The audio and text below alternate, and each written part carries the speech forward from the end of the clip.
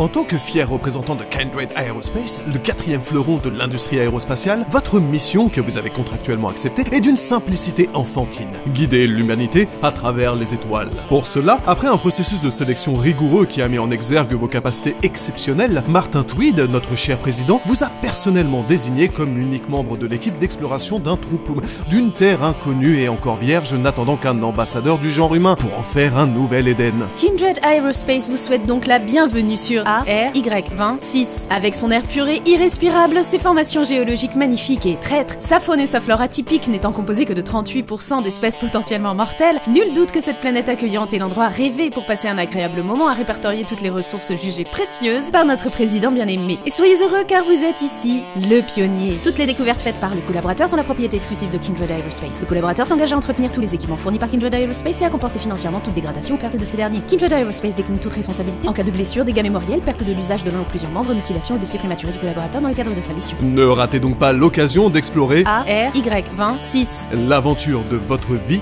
proposée par Kindred Aerospace, propriété de Typhoon Studio et Alex Hutchinson. Alex Hutchinson a grandi en Australie, pays connu pour sa grande barrière de corail, son opéra de Sydney, son parc national Uluru Kata-Tjuta et sa faune et sa flore composée à 90% de trucs capables de vous envoyer à l'hôpital. Tu vois ce petit coquin là? Une piqûre et bam, t'as moins d'1 heure pour trouver un remède.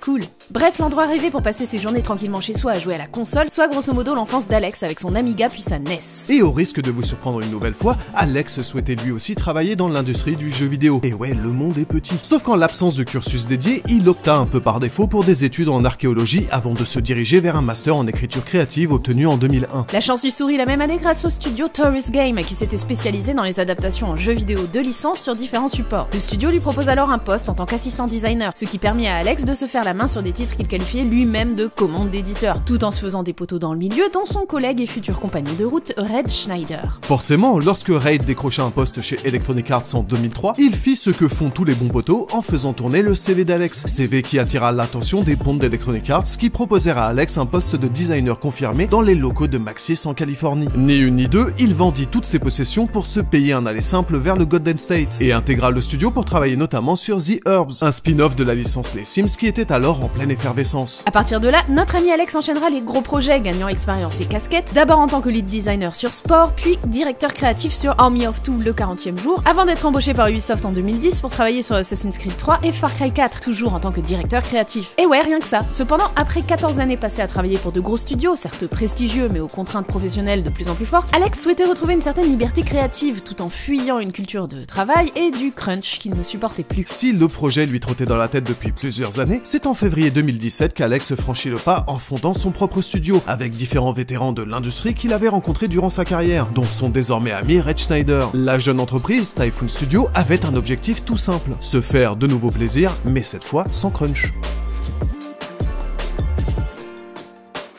Après avoir passé ces dernières années à travailler sur des licences d'envergure et bien établies, Alex Hutchinson avait besoin d'air frais. Il faut dire que, malgré la grande latitude donnée par ses employeurs dans la façon de gérer ses projets, ces derniers se devaient de respecter le cahier des charges, impliquant généralement un cadre plutôt réaliste, un ton relativement sérieux, et beaucoup d'actions, d'explosions et de mises à mort spectaculaires. Avec Typhoon Studio, Alex souhaitait donc partir dans la direction opposée, avec un titre qui mettrait l'emphase sur l'exploration et la découverte, reléguant la violence au second voire au troisième plan. Un titre au ton bien plus léger, enthousiaste et empathique, qui assumerait pleinement son côté comédie interactive. Un titre aux couleurs chatoyantes qui ferait écho au décor des jeux de son enfance, particulièrement ses ciels pixelisés caractéristiques, véritables invitations au voyage entre bleu azur et céruléen. Mais le regard d'Alex portait cette fois bien au-delà de la voûte céleste. Il faut savoir qu'avant de quitter Ubisoft, le dernier projet qu'on lui confia fut Pioneer, une licence originale au goût d'arlésienne qui était déjà en gestation depuis plusieurs années. Il s'agissait alors d'un jeu d'exploration se déroulant dans un univers de science-fiction où l'usage de la force serait prohibé et qui laisserait aux joueurs une grande marge d'expérimentation. Un jeu finalement jugé trop ambitieux et qui fut mis en stand-by faute d'une vision suffisamment forte et cohérente. Aussi, le choix de faire de son premier titre un jeu d'exploration n'est pas totalement étranger à cette dernière expérience. Et afin de rendre l'aventure à la fois rythmée, variée et marquante, l'équipe décida de la faire se dérouler sur une seule et unique planète, dont les paysages emprunteraient beaucoup au rétrofuturisme. Un courant artistique dont on vous avait déjà parlé dans notre vidéo sur No Man's Sky. Niveau exploration, la source d'inspiration principale citée par Alex est le cultissime Metroid Prime, qui présentait alors un level design design très organique, avec ses différents biomes interconnectés via de nombreux passages, couloirs et tunnels à découvrir. Des biomes qui disposaient en plus d'une faune et d'une flore propres que l'on pouvait scanner et répertorier si l'on voulait en apprendre plus sur ce monde et ses écosystèmes. Une approche qui avait été saluée à l'époque pour son authenticité et qu'Alex souhaitait retrouver dans Journey to the Savage Planet. Pour cela, l'équipe a conçu le terrain de jeu que constitue ARY26 à la main. Chaque terrain, vallée, grotte, créature et biome ont donc été créés et disposés de façon cohérente, afin d'inviter et de récompenser constamment l'exploration, ou en tout cas la vision fantasmée qu'on s'en fait.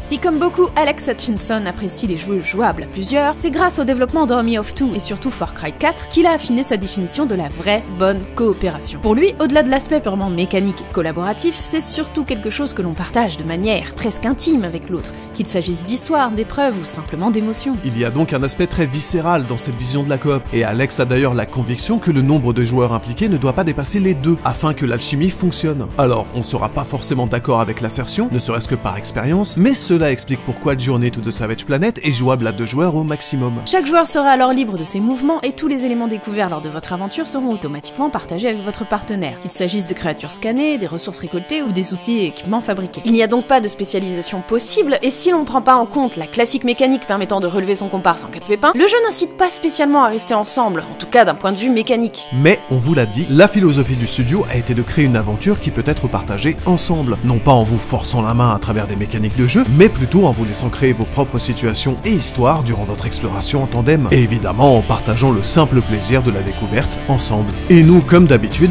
on vous donne rendez-vous sur Twitch pour découvrir ça ensemble.